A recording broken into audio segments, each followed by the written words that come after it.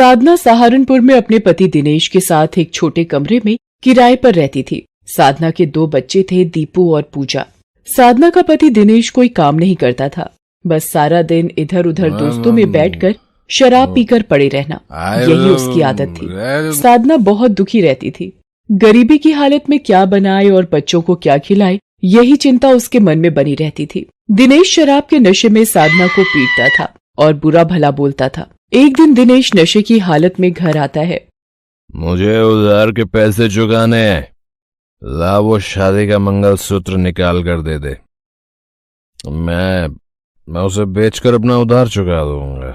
सुनो जी, मेरे पास बस वही मंगलसूत्र हमारी शादी की निशानी है, उसे मैं कैसे आपको दे दूं? मुझे मना करती है, अपने पति से जुबान लड़ाती है। निकाल, कहाँ रखा, निकाल। उस संदूक में ही रखती है ना तू। बच्चे ये सब देखकर रोने लगते हैं। दिनेश जबरदस्ती संदूक में रखा मंगलसूत्र निकालकर बेचने चला जाता है। साधना रोने लगती है। दीपू और पूजा उसे चुप कराते हैं। साधना बच्चों को रूखा सूखा खिलाकर सुला देती है। साधना सारी रात दिनेश के इंतजार में काट देती है। अगली सुबह वो देखती है कि दिनेश किसी लड़की के साथ वहाँ आता है और साधना से कहता है, चल सामान बांध और अपने दोनों बच्चों को लेकर निकल यहाँ से। आज से ये चांदनी मेरे साथ इस खोली में रहेगी। क्या? मैंने इससे शादी करने का फैसला किया है। ये आप कैसी बातें कर रहे हो? आप इसके लिए मेरा मंगलसूत्र लेकर गए थे। आप ऐसे कैसे दूसरी शादी कर सकते हो? मैं इन दोनों बच्चों को लेकर कहाँ जाऊंगी? ऐसा मत करो मेरे साथ। और ये बच्चे, इनकी क्या गलती है?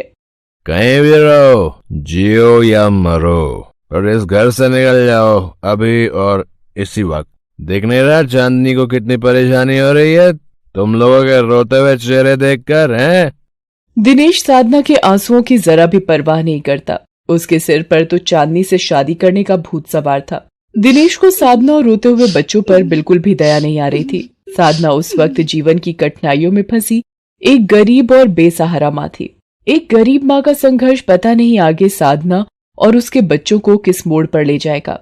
ये जाने बिना साधना बच्चों को लेकर निकल पड़ी। उसे नहीं पता था दिनेश ने उसे और बच्चों को घर से निकाल दिया था। दीपू और पूजा रात से भूखे थे। सड़क पर थोड़ा चलते हुए दीपू साधना से बोला, माँ बहुत भूख लगी है, भूख से पेट में दर्द हो रहा है।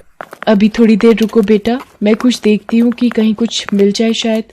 भैया, कोई काम मिलेगा? कुछ भी काम मिल जाए, मेरे बच्चे भूखे हैं।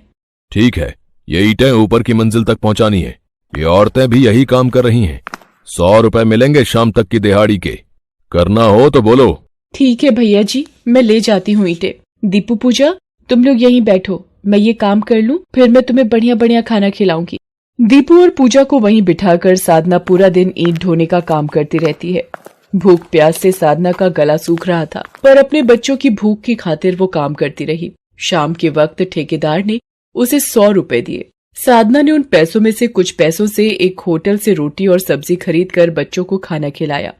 साधना के पास रात गुजारने की जगह नहीं थी, इसलिए बस पकड़कर वो बिजनौर अपने भाई के घर चली जाती है। साधना अपने भाई के घर पहुंचती है और सारी बात बताती है। साधना का भाई सुरेश पत्नी शोभा और एक बेटी मुस्कान के साथ रहता है। शोभा अंदर ले जाकर सुरेश से कहती है, देखो जी, ये तुम्हारी बहन यहाँ नहीं रह सकती। हमने कोई धर्मशाला नहीं खोल रखी है। इसे अभी के अभी यहाँ से भेजो, वरना मैं मुस्कान को लेकर अपने मायके जा रही हूँ। हाँ शोभा, तुम ये कैसी बातें कर रही हो? रात के अंधेरे में मैं साधना को कैसे जाने के लिए कह दूं?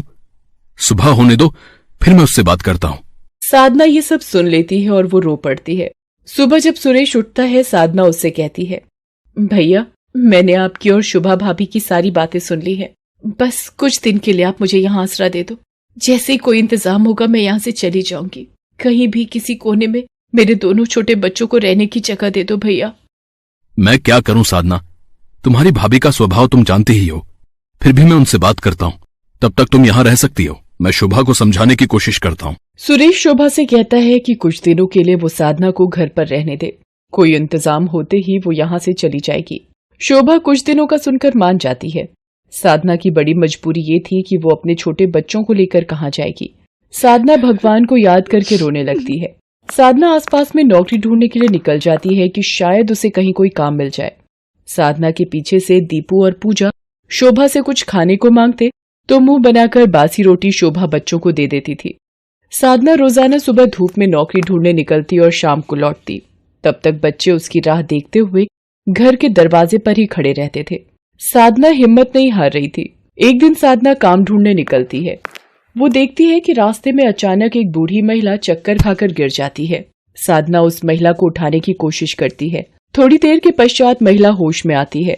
साधना उस महिला से घर का पता पूछकर महिला को एक रिक्शे पर घर तक छोड़ती है। घर पहुंचने पर साधना देखती है कि ये तो एक महिला संस्थान है जहां बहुत सी महिलाएं काम कर रही हैं। वो महिला साधना को बताती है, मेरा नाम सुशीला है। पता नहीं कैसे चक्कर आ गए और तुमने मुझे संभाल लिया। शुक्रिया बेटी। तुम्हारा नाम क्या है? जी मेरा नाम साधना है। माँ जी, आज आप ये बीपी की गोली खाना भूल गई थी, तभी आपको शायद चक्कर आ गए। अगर कुछ गलत हो जाता माँ जी तो हम बेसहारा औरतों का क्या होता? आज आपकी वजह से ही हमारे सिर पर छत है। अरे बिमला, परेशान होने की बात नहीं है। इससे मिलो, ये साधना है। आज इसी ने मेरी जान बचाई है। साधना, मैं ये महिला संस्थान चलाती हूँ। जो बेसहारा औरतें गरीबी और दुख में होती हैं, ये मेरा छोटा सा संस्थान उन्हें आश्रय देने में सहायता करता है। वैसे बेटी, तुम कहाँ रहती हो? साधना रो पड़ती है और अपने सीने में दबा दुख का सारा गुबार सुशीला के सामने निकाल देती है। सारी व्यथा बताकर साधना तेज रोने लगती है, मानो कब से उसने अपने आंसुओं को समेट कर रखा हुआ हो। सुशीला उसे संभालने लगती है और हिम्मत देती है। उधर जब साधना को गए बहुत देर हो जाती है तो दीपू और पूजा इंतजार में दरवाजे पर ही खड़े रहते हैं। शोभा अपनी बेटी मुस्कान को पूड़ी कचौड़ी खिला रही होती है। मुस्कान को खाते देख दीपू भी शोभा से खाने को मांगता है तो शोभा कहती है, चल हट, मेरी बेटी को नजर लगाता है। जा यहाँ से, कुछ नहीं रखा खाने को। ले मेरी मुस्कान और पूड़ी ले बेटा। सुशीला साधना की सारी बात सुनकर दुखी होती है। वो साधना को अपने पास इसी महिला संस्थान में रहने को कहती है। साधना बेटी, तुम यहाँ रहकर अपने बच्चों को कमाकर खिला पाओगी, उनकी परवरिश कर पाओगी, उन्हें पढ़ा लिखा कर बड़ा कर पाओगी। तुम यहीं रहकर काम करो बेटी, आज से तुम यहीं रहो। सुशीला की बात सुनकर साधना को थोड़ी हिम्मत मिलती है। वो बच्चों के पास जाकर देखती है कि दीपू रो रहा है। पूजा सारी बात साधना को बताती है कि किस तरह शोभा ने दीपू के साथ गलत व्यवहार किया। वो शोभा से कहती है, भाभी, मैं अपने बच्चों को लेकर जा रही हूँ। आपका बहुत बहुत शुक्रिया, इतने दिन आपने मुझे और मेरे बच्चों को अपने घर में पनाह दी। पर साधना, तुम कहाँ रहोगी? भैया, मैं पाल लूंगी अपने बच्चों को। मेरे साथ मेरे भगवान हैं, वो मुझे हिम्मत देंगे। साधना बच्चों को लेकर सुशीला के महिला संस्थान में रहने लगती है। वहां रहकर साधना सभी महिलाओं के साथ मिलकर काम करती थी।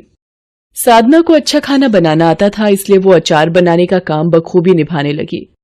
सुशीला के कहने पर अब साधना ने दीपू और पूजा को स्कूल में डाल दिया था। दोनों बच्चे स्कूल जाने लगे। साधना सारा दिन मेहनत करती और बच्चों की देखभाल करती। धीरे धीरे कई साल बीत गए। सुशीला भी दुनिया से अलविदा हो चुकी थी। जाते जाते वो महिला संस्थान की सारी देखभाल साधना को सौंप गई। साधना अपनी जैसी गरीब और बेसहारा हर महिला को संस्थान में आश्रय देती थी। अब तो साधना की भी उम्र हो चली थी। साधना को पता ही नहीं चला कब उसकी उम्र ढल गई। दीपू और पूजा भी बड़े हो गए थे। दोनों कॉलेज पास कर चुके थे। साधना की बेटी पूजा एक एयर होस्टेस बन चुकी थी। वो नौकरी के सिलसिले में अब बाहर रहती थी। बेटा दीपू एक बड़ा डॉक्टर बन चुका था। अब साधना का संघर्ष लगभग पूरा हो चुका था। एक दिन जब दिनेश को साधना के बारे में पता चलता है तो वो साधना से मिलने उसके घर पहुंचता है। दीपू, देखना दरवाजे पर कोई है। आप यहाँ? कौन है बेटा, ऐसे चुप क्यों हो गया? माँ, पिताजी। आप यहाँ क्यों आए हो? मुझे माफ कर दो साधना। तुम्हारे जाने के बाद मुझे चांदनी की असलियत का पता चला। वो झूठी और मक्कार औरत थी।